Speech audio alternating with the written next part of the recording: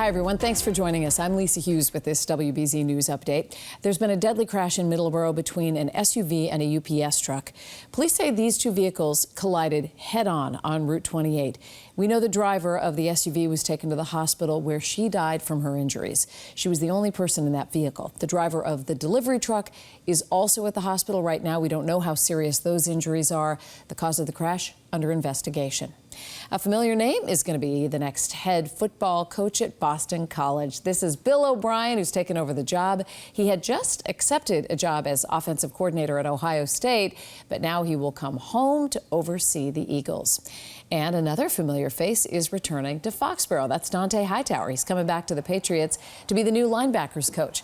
Hightower was a three-time Super Bowl champion with the Pats before he retired after the 2021 season. Well, we are looking at a weekend warm-up and then a storm next week. Let's get a check on the forecast now with Jason Mikell.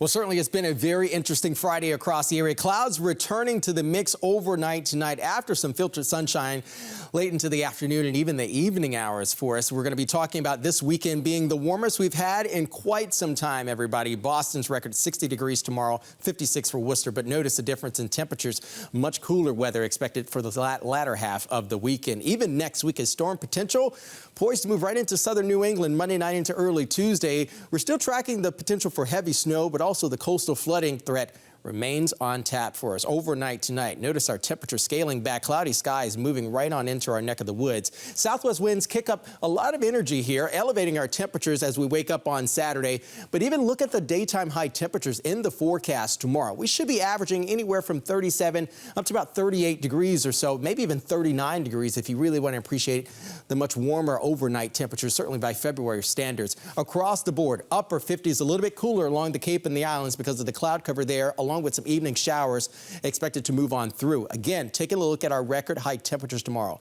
Be mindful, though, okay, how we start is not going to be how we finish. As temperatures climb to near 60 degrees here in Boston, in the mid to upper 50s over in Worcester, we can expect a few clouds to kind of pepper on the sky.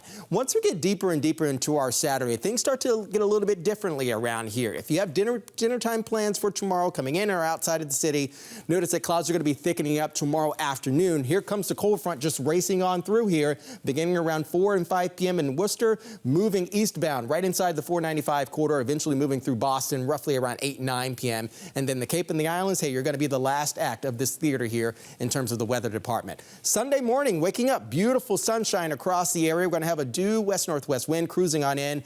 That is likely going to cause temperatures to be noticeably cooler across the area, and that'll continue throughout the afternoon and even the evening hours for us on Sunday. Here's a look at our high temperatures on Sunday. It looks a little bit different, doesn't it, from what we're going to be expecting on Saturday. Back into the mid to upper 40s, we can prepare for that. Now, everyone take a breath. We have to talk about our next potential winter storm system moving on in. Again, very late Monday night, mainly throughout the day on Tuesday, could potentially affect the morning rush hour commute on Tuesday.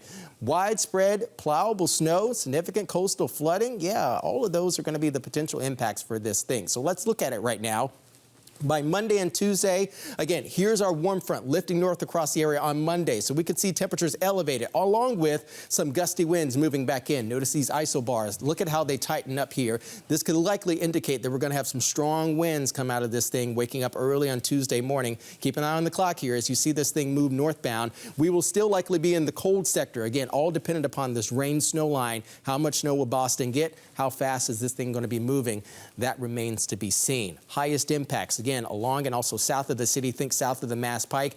A bit less of what we're expecting in terms of the impacts because it's going to be moving east just as it gets right into our neck of the woods by the time we get to Tuesday. Again, we're going to definitely be watching it and also tracking it very closely. Now for our coastal communities, north and also south shores. Look at the flood stage as far as Boston is concerned, 12.5 feet, and look like we're going to be coming pretty close to that over the next couple days, spilling right on over into Monday and Tuesday of next week. Now, as we roll out our next 7, as you can see, temperatures going from the 50s on Saturday to the 40s on Sunday and even on Monday and back into the 30s and potentially into the 20s on Tuesday, just in time for the Lover's Day or Valentine's Day. So the weather roller coaster set to continue for yet another week.